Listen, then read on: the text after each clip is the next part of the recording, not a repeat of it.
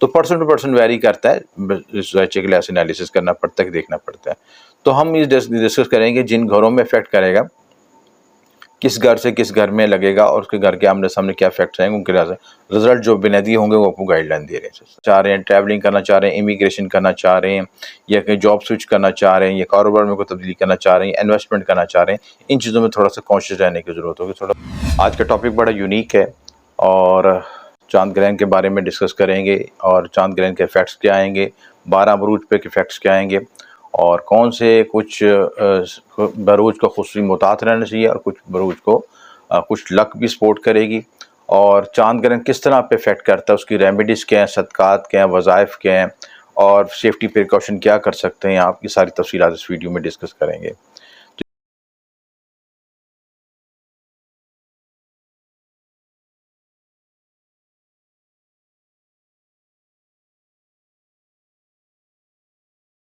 चांद ग्रहण बेसिकली जो नजर आए लेकिन वो विजिबल नहीं होगा। 18 सितंबर को लग रहा है 7:44 से लेके और 9:47 बेसिकली चांद ग्रहण और ये सूरज ग्रहण इफेक्ट क्या विजिबल नहीं होगा के लिहाज से इंसानी कुछ इलाकों में, इमोशंस पे, जज्बात पे। इंसान की ज़िंदगी में जो चांद है वो बेसिकली इमोशंस पे बेस करता है। आपके जितनी आपकी बॉडी में लिक्विड होता है, जितनी आपकी बॉडी में मायात हैं, वो सारे इससे रूल करते हैं। तो इंसान की फीलिंग्स में, इमोशंस में, जज्बात में, उतार चढ़ाव में, हार्मोन्स में जो भी वेरिएशन आती है, उतार चढ़ाव होता है, वो सारा इस पे असरअंदाज होता है। और ख़ुशी तौर पर जब चांद ग्रहण लगता है तो इन चीज़ों में इंटेंसिटी बढ़ जाती है, शिद्दत बढ़ जाती है, और उन लोगों को ज़्यादा इफेक्ट आएगा जिनके घरों में उन दर्जात पे चांद ग्रहण मखसूस नकात पे, दर्जात पे लगे तो उन पर ज़्यादा सेंसिटिव होगा। मिसाल के तौर पर जिसकी किसी घर में ये जो जैसे बुर्ज सुमला में लग रहा है, बुर्ज सुमला के मखसूस दर्जे पे, उसी दर्जे पे कमर भी पड़ा हो और उसी दर्जे पे कमर आके वहाँ पे ग्रहण लगे तो उसके लिए बहुत सेंसिटिव हो जाएगा, बहुत मुतात हो जाएगा सिलसिला चीज़ें। जैसे कि ये चांद ग्रहण आपके बुर्ज हौत में लगेगा और बुर्ज हौत में ये मखसूस दर्जात पे लगेगा और उन्हीं दर्जात पे अगर आपका कमर भी बैठा हो, यानी पैदाइशी जैसे कमर भी बैठा हो और उन्हीं दर्जात पे वो कमर का ग्रहण भी लग रहा हो, तो ये बहुत सेंसिटिव एरिया हो जाएगा। या आपके ख़ास प्लैनेट वहाँ उस जगह पे बैठे हों तो उनके लिए बहुत ये हसास नौइयत का हो जाएगा। और साथ जो पाइसिस वाले हैं वो भी वाटर साइंस से तल्लुक़ रखते हैं, इमोशन से इनका तल्लुक़ है और फीलिंग से, इमोशन से, क्रिएटिविटी से, इन चीज़ों पे बेस करते हैं। तो ये ग्रहण पाइसिस वालों को भी डिस्टर्ब करेगा और पाइसिस वालों के सामने विरगोज़ है उनको भी ज़्यादा डिस्टर्ब करेगा, यानी दोनों आमने सामने जो बुर्ज होते हैं उन पर बहुत ज़्यादा इफेक्ट आता है इस लिहाज से। तो ये इसकी टाइमिंग है, इसमें जो ज़्यादा प्लैनेट्स आपकी जो यूज़ हो रहे हैं, इनकी एनर्जी डिस्टर्ब हो रही है, उसमें सन मून दोनों की एनर्जी यूज़ हो रही है, क्योंकि सन भी ऑपोजिशन कर रहा है मून को और उसके साथ केतु भी बैठा हुआ है, वीनस भी बैठा है, वीनस भी होगा और उसके साथ प्लस नेपच्यून, मून और राहु, यानी दोनों चीज़ें आमने सामने आई, दोनों सारे अपने आमने सामने आए हुए हैं। तो इस लिहाज से बहुत इंपॉर्टेंट ये रहेगा, ये टाइम की चीज़ है। तो फुल मून भी एक दिन पहले गुजरेगा और इनकी वजह से आपको क्या होगा, माजी की बातें याद आएंगी, माजी का जो आपके जो वुंड्स हैं, जो आपकी माजी की तकलीफ बातें वो आपको याद आएंगी, साइकिल रिपीट होगा, दिन में बात में दोहराई जाएंगी और उनको चीज़ों में पछतावा होगा, अफसोस होगा। उसके बाद भी ये जब गुजर जाएगा तो वो आप उस साइकिल से निकलेंगे, वो चीज़ कट ऑफ होगी। यानी जो आपका मून का साइकिल होता है, ये मून का ग्रहण होता है, एक साइकिल को ख़त्म करता है और दूसरे साइकिल पे अपडेट होता है, यानी एक चीज़ ख़त्म होती है, दूसरा लाइफ साइकिल शुरू होता है। तो ये चीज़ें बड़ी इंपॉर्टेंट हैं। इसमें आपका नेपच्यून भी इफेक्ट होगा और आपका शम्स भी और कमर भी, राहु भी, तो बड़ी एनर्जी बड़ी मिक्स्ड ड्रेन होंगी इस लिहाज से। तो ये चीज़ें बहुत इंपॉर्टेंट हैं इस वक्त। अब हम डिस्कस करते हैं कि बुर्ज हमल से लेके बुर्ज हौत तक 12 बुरूज पे किस तरह इफेक्ट आएगा। तो सबसे पहले इसमें समझने की ज़रूरत है ये आपको कि एरीज के लिहाज से ये आपके 12वें घर में लगेगा, तो 12वें और छठे का कॉम्बिनेशन बनेगा। तो आपको इसमें जिन चीज़ों में मुतात रहने की ज़रूरत है, अगर आप सफ़र करना चाह रहे हैं, ट्रैवलिंग करना चाह रहे हैं, इमिग्रेशन करना चाह रहे हैं, या कहीं जॉब स्विच करना चाह रहे हैं, या कारोबार में कोई तब्दीली करना चाह रहे हैं, इन्वेस्टमेंट करना चाह रहे हैं, इन चीज़ों में थोड़ा सा कॉन्शियस रहने की ज़रूरत होगी, थोड़ा मुतात रहने की ज़रूरत होगी। यानी ये जो ग्रहण जिन घरों में लगता है, जिन घर आमने सामने के घर और उस घर में जो मौजूद नौरैन है, अगर वहाँ पे वो बहुत सेंसिटिव है, उन पे असरअंदाज होगा। प्लस आपका मून किस घर का रूलिंग प्लेनेट है, ये चीज़ है। जैसे एरीज वालों का जो है सेरियन आपके आता बुर्ज आपके चौथे घर में आते हैं जी। तो चौथे घर के लिहाज से आपका जो किस पे इफेक्ट आएगा, आपकी वालदा की सेहत के लिहाज से, ज़मीन प्रॉपर्टी के लिहाज से, इन मामलों में आपको कॉन्शियस रहने की ज़रूरत है। तो प्लस ये नहीं कि आपके दो तरह से आपका ये इफेक्ट आएगा। एक आपका जो इफेक्ट आएगा उस जिस साइन में लग रहा है उसके सामने जो साइन है, और प्लस मून किस घर का रूलिंग प्लैनेट है उस लिहाज से इफेक्ट आएगा इसे। तो तीनों चीज़ों को मिला के उसका रिजल्ट बनेगा सर, तीनों चीज़ों पे ये इफेक्ट आएगा। ये आपका उसको मैंने उसको पढ़ने का असूल भी बता दी, गाइड भी कर दिया कि क्या स्लेशन। प्लस अगर आपके ज़ायचे में मून की दशा चल रही है या मून एक्टिवेट है और मून आपका रूलिंग प्लैनेट है, या मून आपका बहुत ज़्यादा आपकी ज़िंदगी पे असरअंदाज है, या मून आपका आत्मकार का है, या और किसी लिहाज से डोमिनेट आपके ज़ायचे में कर रहा है, तो फिर मून की जो है रिजल्ट्स बहुत हाईलाइट हो जाएंगे इस वजह से। तो पर्सन टू पर्सन वेरी करता है, इस ज़ायचे के लिहाज से एनालिसिस करना पड़ता है, देखना पड़ता है। तो हम ये डिस्कस करेंगे जिन घरों में इफेक्ट करेगा, किस घर से किस घर में लगेगा और उसके घर के आमने सामने क्या इफेक्ट्स आएंगे, उनके लिहाज से रिजल्ट जो बुनियादी होंगे वो आपको गाइडलाइन दे रहे हैं।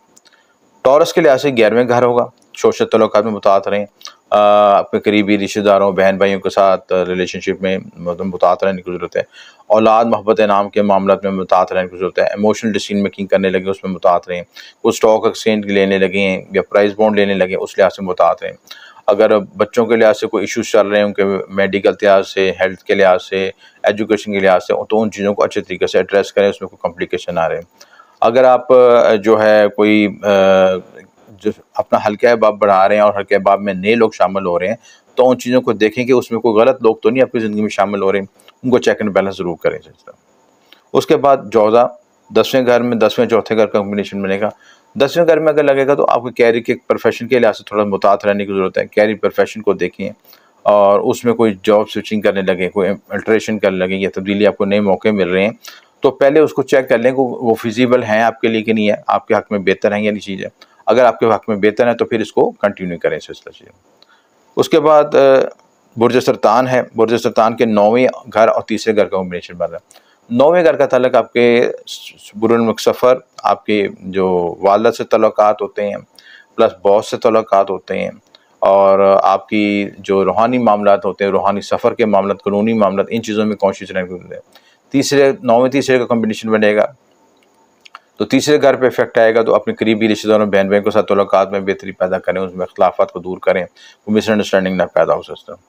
असद लियो के लिहाज से देखा जाए 8वें घर और दूसरे घर का कॉम्बिनेशन बन रहा है। 8वां घर आपका किसका होता है? खुफिया उलूम के लिहाज से, रिसर्च के मामलात के लिहाज से, आपके हिडन मामलात, विरासत के मामलों से मुतल्लिक़ रखता है। इन चीज़ों में कॉन्शियस रहने की ज़रूरत है। दूसरे घर का तल्लुक आपके फैमिली इशूज़ के लिहाज, फैमिली के मामलात के लिहाज से, खाने पीने के मामलों से, बोलचाल के मामलों के लिहाज से, इन चीज़ों में कॉन्शियस रहने की ज़रूरत है। इन चीज़ों के लिहाज से आप उसको मैनेज करके चलें, और इसमें कोई आप इन एरियो में कोई आपको वीक पॉइंट नज़र आ रहा है, ग्रे एरिया आ रहा है, कोई ऐसी चीज़ आ रही है, तो पहले उसको एड्रेस कर लें। पहले उसको मैनेज कर लें, देखें कि वो चीज़ फिजिबल है या नहीं है, या आप उसको कर सकते हैं नहीं कर सकते। अगर कर सकते हैं तो फिर उसको आगे लेके चलें, अगर नहीं कर सकते तो अगर ग्रहण के दिनों के बाद फिर आप गुजार लें उसको, यानी कि अगर ग्रहण का असर 15 दिन पहले 15 दिन बाद तक रहता है कम से कम, बाज़ हालतों में 3 महीने तक भी रहता है, डिपेंड करता है पर्सन टू पर्सन वेरी के लिहाज से। तो अगर आगे तक फ़र्क आ रहा है तो फिर उसको आगे थोड़ा सा आगे प्रोलॉन्ग कर लें, तो कोई डिसीजन मेकिंग करते वक्त। सुमेला के लिहाज से 7वें घर में 7वां घर और 1वां घर ठीक है, और 7वें घर में ग्रहण लगेगा, यानी पाइसिस में लगेगा, तो पाइसिस के सामने जो दूसरा हाउस होगा, ऑपोजिट हाउस होगा, वो आपका सुमला होगा। तो आपकी सुमला के लिहाज से, हेल्थ के लिहाज से मल्टी स्ट्रेस आ सकता है, एंग्जाइटी आ सकती है। फर्स्ट हाउस में केतु भी बैठा हुआ है तो उसका इफेक्ट भी आएगा। तो नज़र बाद हसद, रजत, नुसरत, साठ सतियों, इन चीज़ों के नेगेटिव एनर्जी से बचें, इन चीज़ों से बचें। सदक़ात और ज़ाइफ़ में इजाफ़ा करें, मेडिटेशन करें, रूहानियत की तरफ आगे बढ़ें, और रिलेशनशिप में कोई मिसअंडरस्टैंडिंग ना होने दें। कोई अगर कोई शख्स आप ज़िंदगी में शामिल होने की कोशिश कर रहा है या आपको शादी के प्रपोजल की तरफ जा रहे हैं, तो पहले उसकी अच्छी तरह छानबीन करें ताकि गलत फैसला ना हो सके। मीज़ान के लिहाज से छठे घर देखें, छठा घर और 12वां घर का कॉम्बिनेशन बन रहा है। छठे घर का तरह है कि आप कोई जॉब करना चाहते हैं, जॉब स्विच करना चाह रहे हैं, आप बिज़नेस प्लानिंग कर रहे हैं, प्लस आप कोई कर्ज़ लेना चाह रहे हैं, डेबिट्स के मामलात हैं आपके, आप साथ कोई जॉब में अपने साथ मुतैद लोगों को रख रहे हैं या निकाल रहे हैं, उन चीज़ों में कॉन्शियस रहें। 12वें घर के लिहाज से आप देखें कि आपके खुफिया दुश्मन के मामलत में कोई हासदीन आपके खिलाफ साजिश कर रहे हैं, उन चीज़ों को चेक एंड बैलेंस करें। और प्लस ये कि जो है अगर आप कोई कर्ज़ लेना चाहते हैं या प्लस आप कोई बैरून-मुल्क सफ़र करना चाहते हैं, इमिग्रेशन की तरफ जाना चाह रहे हैं, इन सारी चीज़ों को ये चीज़ें हाईलाइट ना हो रही हैं आपको ज़ाहिर के लिहाज से।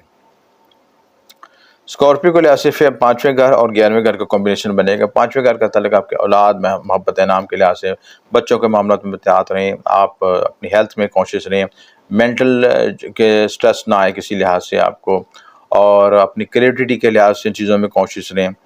प्लस आप जो है आप स्टॉक एक्सचेंज करना चाह रहे हैं तो थोड़ा-सा मुहतात हो जाएँ, कोई लॉटरी, जुआ या इन चीज़ों की तरफ जाना चाह रहे हैं तो पहले से पहले उसको चेक कर लें कि आपको ज़ाहिर में सपोर्ट मिल रही है, तो फिर करें, अदरवाइज़ ना करें। स्टॉक एक्सचेंज के मामले में मुहतात रहें।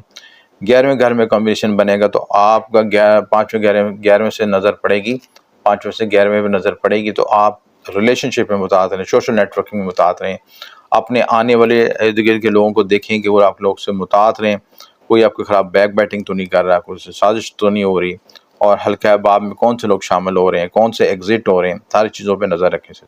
बुर्ज कौस 4th हाउस और 10th हाउस में देखें। 4th हाउस का ताल्लुक आपके करीबी रिश्तेदारों, बहन-भाइयों के साथ, आपकी वालिदा के साथ, आपके व्हीकल के साथ, आप फैमिली इश्यूज़ के लिहाज, फैमिली के माहौल के लिहाज से जो मेंटल पीस होता है, उन चीज़ों में डिस्टर्बेंस आ सकती है। फैमिली के लोगों से कोई इख्तिलाफ़ात हो सकते हैं, वालिदा से इख्तिलाफ़ात हो सकते हैं सिस्टर, वालिदा की हेल्थ मुतासर हो सकती है सिस्टर। 10वें घर पे होगा तो कैरियर बिज़नेस के लिहाज से कॉन्शियस रहने की ज़रूरत है।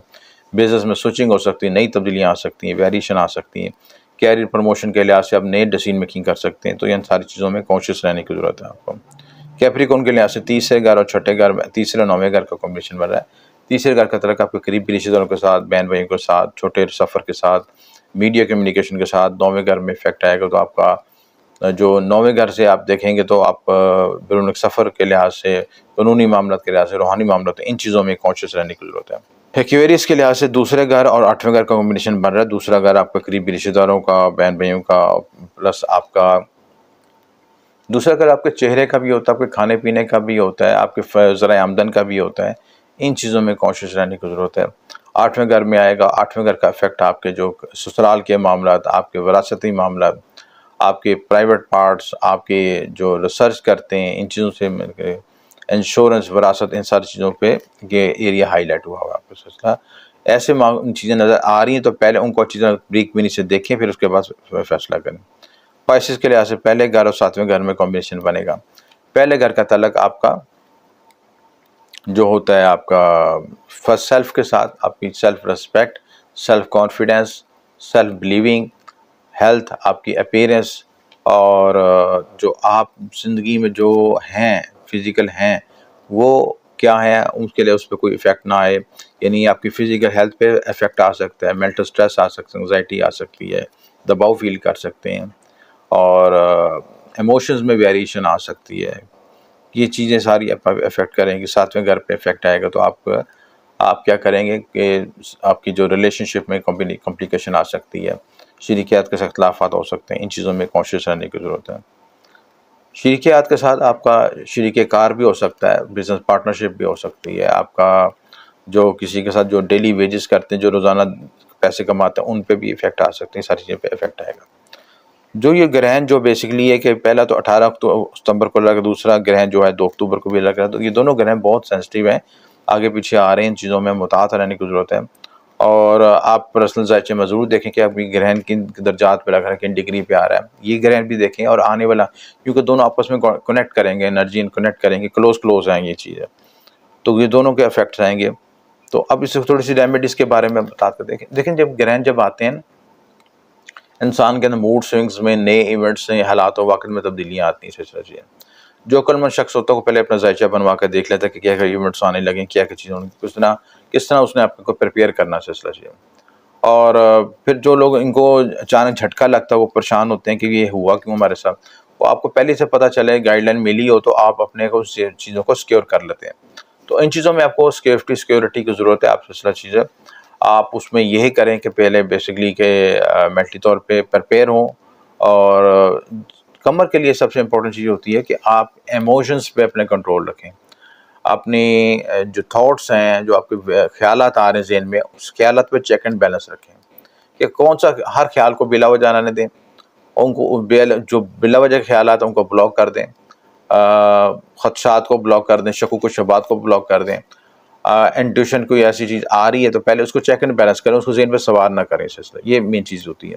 साइकोलॉजिकल अपने आप को इम्प्रूव करें सिलसिला, ये मेन चीज़ है, क्योंकि कमर आपकी नफ्सियात पे बहुत ज़्यादा असरअंदाज होता है इससे।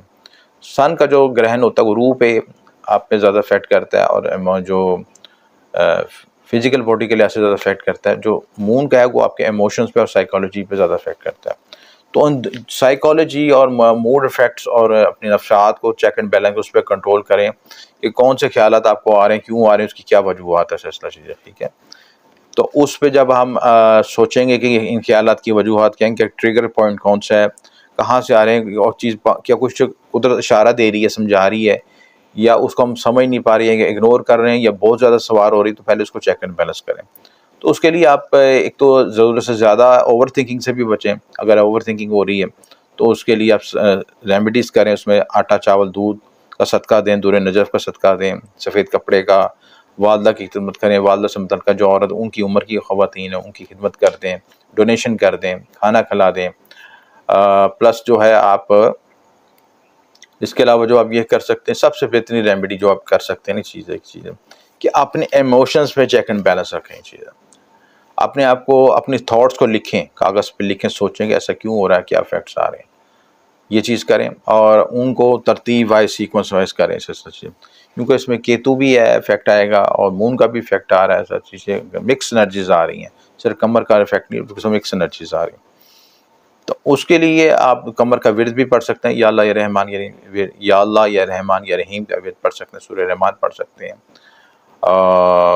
उसके साथ जो है आप प्लस आप कर सकते हैं, दूर नजफ़ पहन सकते हैं, दूध को अपनी ग़िज़ा में इस्तेमाल कर सकते हैं, यानी दूध पीने को इस्तेमाल कर सकते हैं। प्लस ये कि क्योंकि ये दूध में कैल्शियम होती है, कैल्शियम आपके बॉडी के लिए अब्ज़ॉर्बेशन की, दिमागी सलाहियतों के लिए बहुत ज़रूरी चीज़ है, वो यूज़ कर सकते हैं। तो ये सारी रेमेडीज़ कर सकते हैं, नमाज़ खसूफ़ अदा कर सकते हैं, ये सारी चीज़ें करें तो अल्लाह ताला बेहतर करेगा। कोई बात ना समझ ले तो ये नंबर पर रब्ता कर सकते हैं, अपना ज़ाती ज़ायचा बनवा सकते हैं, या किसी तरह की भी रूहानी मदद, वज़ाइफ़, अमलियात या रूहानी अलवात, तिलिस्मात चाहिए, कोई भी चीज़ चाहिए तो ये नंबर पर रब्ता कर सकते हैं। आपका शुक्रिया हमेशा।